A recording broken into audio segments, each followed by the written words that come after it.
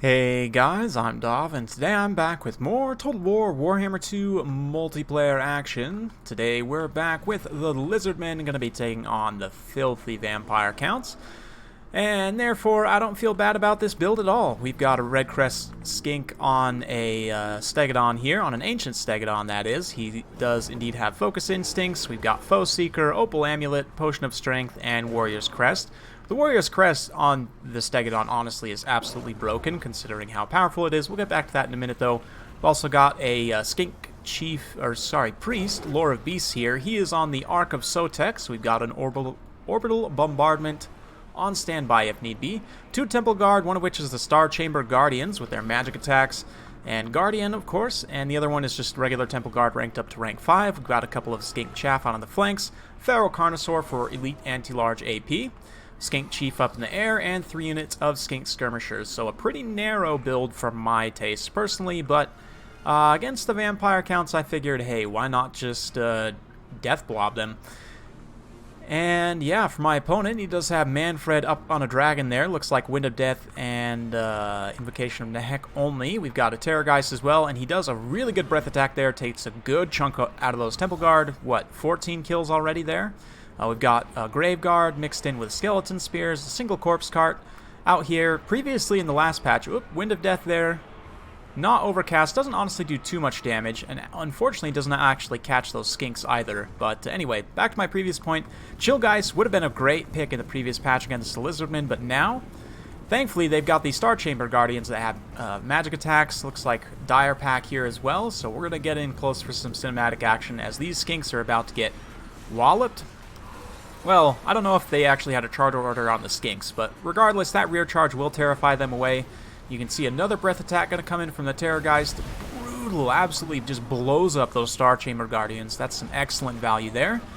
That being said, these 2 Dino heroes just are absolutely rampaging, crumbling away everything. These Dire Pack are going to go after this Feral Carnosaur. Or maybe they were trying to get to those Skink cohort. I'm not really sure, but in any case, the Carnosaur is going to absolutely tear them to shreds. We managed to maneuver the Skink Skirmishers up and around, sort of taking a defensive position in the back line. We're going to zone these Chillgeists out with some of these big heavy hitters, including the Star Chamber Guardians, of course. Just keeping all of the high value units relatively nice and tight, letting the Skinks bravely sacrifice themselves for Sotek. I'm just continuously poking away here with the Skink Chief at the heroic units. That breath attack mostly missed. It did some okay damage to the Star Chamber Guardians. But you can see there both my units of Temple Guard taking quite a bit of damage from those breath attacks. And if they get, taken out, then I won't have any infantry support against these Grave Guard. And although, Temple Guard are not really meant to fight Grave Guard, having these dinos fighting Grave Guard and the flying monsters for the vampire counts is not going to be the best. Here, though, Manfred comes down. I thought I was maybe going to be able to catch him in, but the looks like the Hex Wraiths tried to come in to screen him out, but oh man, yeah, with that much weapon strength, I mean, they will absolutely just get taken out. Maybe not. Manfred did take quite a bit of damage there, so he's going to pull back up into the air. Just to mention about the Warrior's Crest, I mean, a Stegodon with this potion active as well, almost 700 weapon strength and 78 melee attack is a little bit ridiculous. I don't know if it's possible to remove the Warrior's Crest when he's on that mount, but it just feels kind of overpowered to me slightly.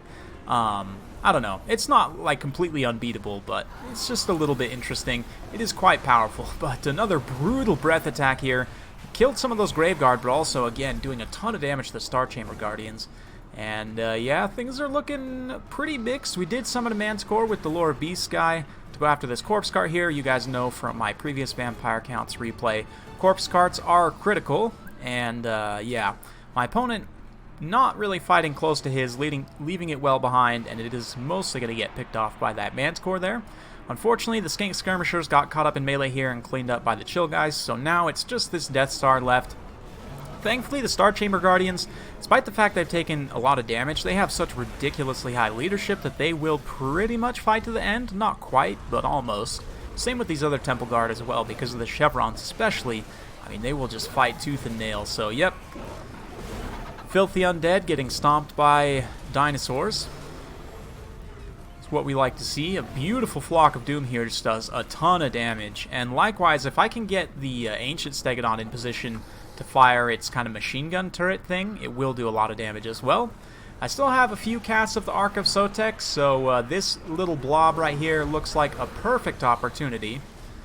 So once it's nice and formed up, we are going to go ahead and unleash the bombardment here. Oh yeah. Oh yeah. Oh man. Oh man. Just absolutely rips those undead to pieces. And of course, very thematic, you know, the light magic being used to destroy the undead. But yeah, all of a sudden, a lot of these infantry are crumbling, obviously. And the corpse cart actually crumbles away there. I had to finish it off with the skink chief, but it's pretty much done for at this point.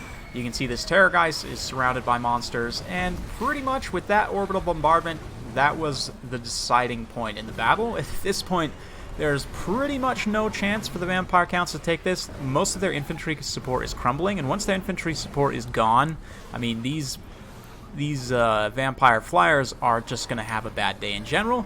You can see Manfred decides to cut and run from the Manticore. Manfred has pretty good melee defense. He could honestly probably stand and fight the Manticore and be just fine, but not wanting to risk it there and leave it up to RNG, he is just going to run away there. Go after him with the Skink Chief, see if we can slow him down a little bit with the blow darts, maybe get the Manticore to catch him, but you can see he very nicely maneuvers there right at the edge of my range. We do manage to poison him a little bit. Will the Manticore actually get an attack in? Ooh, he gets an attack there and actually staggers Manfred. Does look like it actually made contact as well, but you can see here on the ground, the Star Chamber Guardians and these other Temple Guards still holding out for the moment. Their leadership is getting pretty low though. And the Chill Guys having to be thrown in here are just going to get torn to shreds by what remain of the very vengeful Star Chamber Guardians. And of course, obviously, these three big dinos as well. They all are still in relatively good health, and the Terrorgeist, pretty close to his healing cap, has been able to do a lot of damage to each of them, but hasn't been able to finish off any one of them. The same thing with Manfred here. Done some great damage, especially with the breath attacks, but just not able to finish off these big dinos at the end of the day. Not having enough left in the tank to finish it. And yeah, the red-crested skink comes in here, gets a couple of really good kind of battering ram attacks against Manfred. That should pretty much finish things off. Trying to get my monsters sort of in a surround on the Terrorgeist here. Manfred comes back in. And a little bit of an awkward bumper car situation here, but the Carnosaur is going to step on Manfred's tail.